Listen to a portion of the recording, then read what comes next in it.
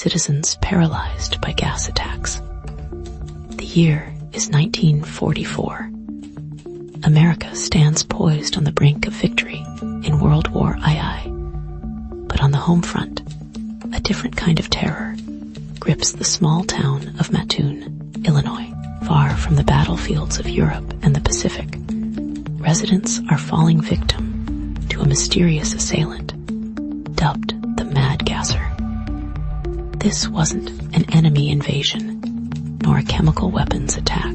It was a phantom menace, a wave of unexplained assaults that would leave a community shaken, baffled, and forever questioning the line between reality and mass hysteria. The war was everywhere, in rationing, in newsreels, in the pervasive anxiety hanging over every family with a son or husband overseas. And now, it seemed, the war had come home, in the form of an invisible, insidious enemy. But unlike the clear-cut foe across the ocean, this enemy was faceless, nameless, and utterly perplexing. The first incident unfolded on the night of August 31st, at the home of Mr. and Mrs. A.G. Ryder. Mrs. Ryder awoke to a strange, sweet odor permeating her bedroom. She felt a sudden paralysis seize her legs, and a wave of nausea washed over her. Convinced she was being attacked, she screamed for her husband, who found her in a semi-conscious state. He searched the house, but found nothing amiss. The smell, however, lingered a cloying sweetness that seemed to cling to the air. They dismissed it as a strange nightmare, perhaps fueled by wartime anxieties. But the next night, the nightmare returned, this time with a more sinister edge. More victims started to emerge, and the sweet smell and partial paralysis became a common symptom. It was the beginning of a terrifying wave that would grip Mattoon for weeks. News of the Ryder's experience spread quickly through Mattoon, a town where gossip traveled faster than the wind.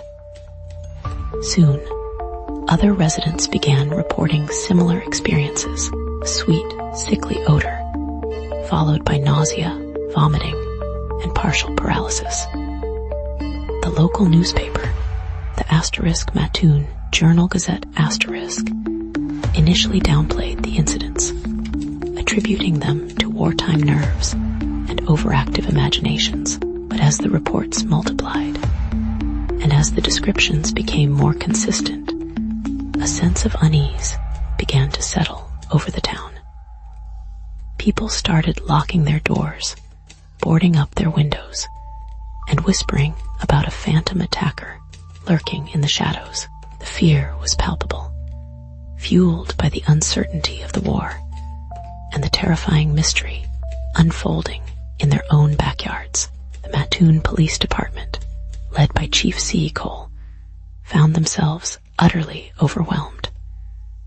They had no leads, no suspects, and no understanding of what was causing the attacks.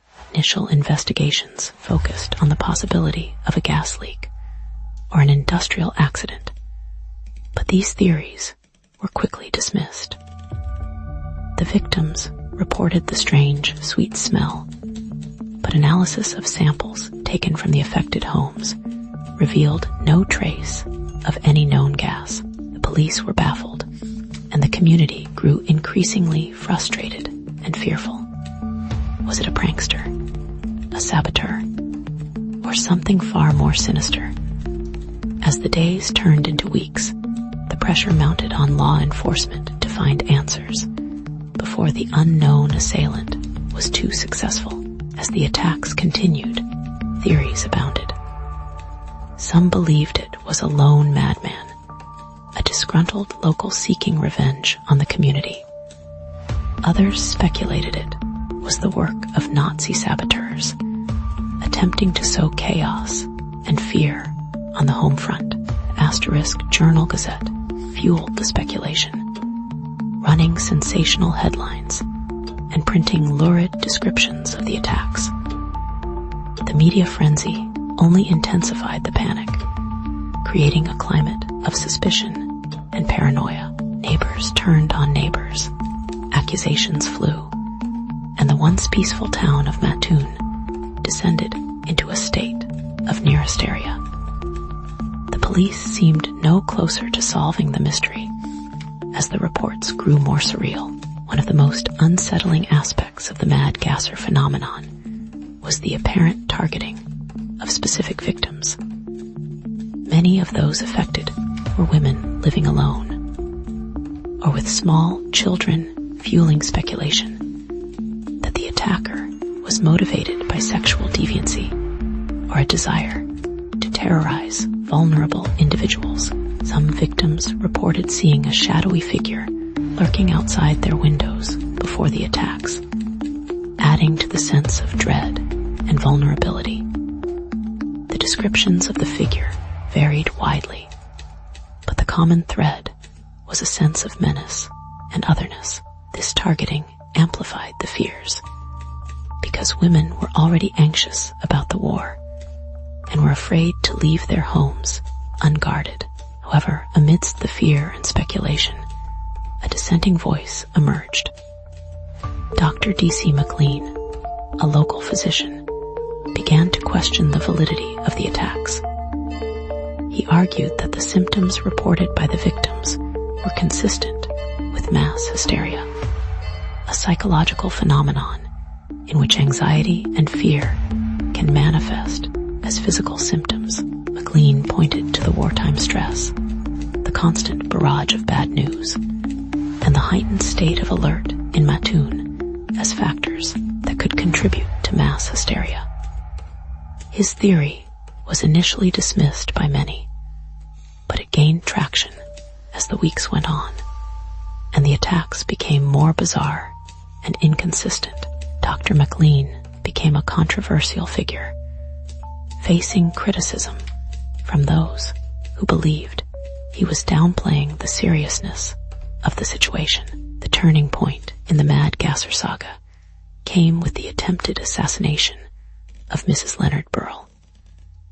On September 5th, Mrs. Burrell awoke to find a strange, dark cloth lying on her window screen. As she reached out to remove it, she felt a sharp prick in her hand, as if she had been injected with something.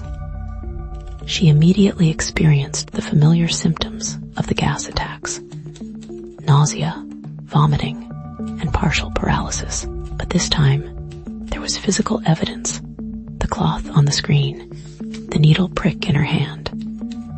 The police seized the cloth and sent it to a lab for analysis. The results came back inconclusive. The lab analysis of the cloth found no trace of any known poison or gas. However, the incident with Mrs. Burrell sparked a new wave of speculation. Some believed it was proof that the Mad Gasser was real and was escalating his attacks. Others argued that it was a hoax, staged by Mrs. Burrell to gain attention or to further fuel the hysteria. The incident deepened the divisions within the community and further eroded trust in the authorities.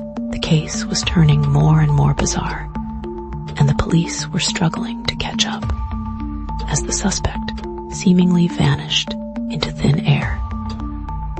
The question of what really happened to Mrs. Burrell and her attempted assassination continues to baffle researchers to this day. As the weeks turned into months, the Mad Gasser attacks gradually subsided. The media attention faded, and the residents of Mattoon began to rebuild their shattered sense of normalcy. The police never apprehended a suspect, and the mystery of the Mad Gasser remained unsolved. But the legacy of the attacks lingered, a chilling reminder of the power of fear, the fragility of reason, and the enduring allure of the unexplained. The case of the Mad Gasser serves as a bizarre but relevant reminder of how a community can turn on itself in times of uncertainty. In the years that followed, numerous theories were proposed to explain the mad gasser phenomenon. Some maintained that it was a genuine case of chemical warfare, perhaps an experiment gone wrong, or a deliberate act of sabotage. Others argued that it was a product of mass hysteria, fueled by wartime anxieties and a suggestible population. Still, others suggested that it was a combination of both, a few isolated incidents of genuine gas exposure that were then amplified and distorted by mass psychology. The truth, however, remains elusive. The cultural impact of the mad gasser of Mattoon extends far beyond the town itself. The story has been retold in books, documentaries, and even a musical, becoming a symbol of the strange and unsettling underbelly of American life. It speaks to our fascination with the unknown, our vulnerability to fear, and our capacity for both paranoia and resilience. The story continues to captivate and confound, a testament to the enduring power of a good mystery. The events of the mad gasser also serve as a warning to be wary of misinformation and mass hysteria. The mad gasser case also has a local impact, as many people living in the Mattoon area still remember the case. It has been explored by local historians and even made into a stage play for residents to enjoy. The mad gasser has been the subject of study, and the town embraces the story, however bizarre and odd it may be. Some even dress up as the mad gasser for Halloween. The history has lived on. In retrospect, the mad gasser of Mattoon is a powerful reminder of the psychological toll of war and the importance of critical thinking in the face of fear. While the attacks may have been rooted in real events, they were undoubtedly amplified and distorted by the prevailing atmosphere of anxiety and uncertainty. The story serves as a cautionary tale about the dangers of mass hysteria and the ease with which fear can spread through a community.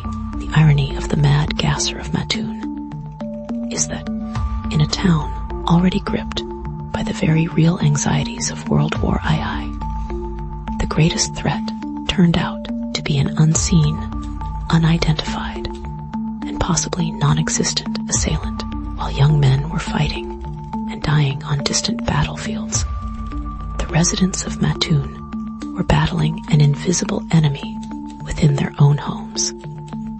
A phantom menace that may have been more a product of their collective imagination than a tangible threat.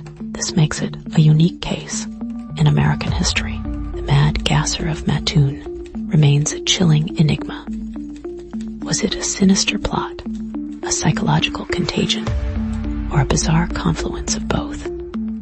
We may never know the full truth. What lingers, however, is the unsettling echo of fear, the lingering scent of paranoia, and the enduring question: what really happened in Mattoon in the autumn of 1944? The case of the mad gasser of Mattoon ends with no suspect, no answers, and a lingering sense of unease.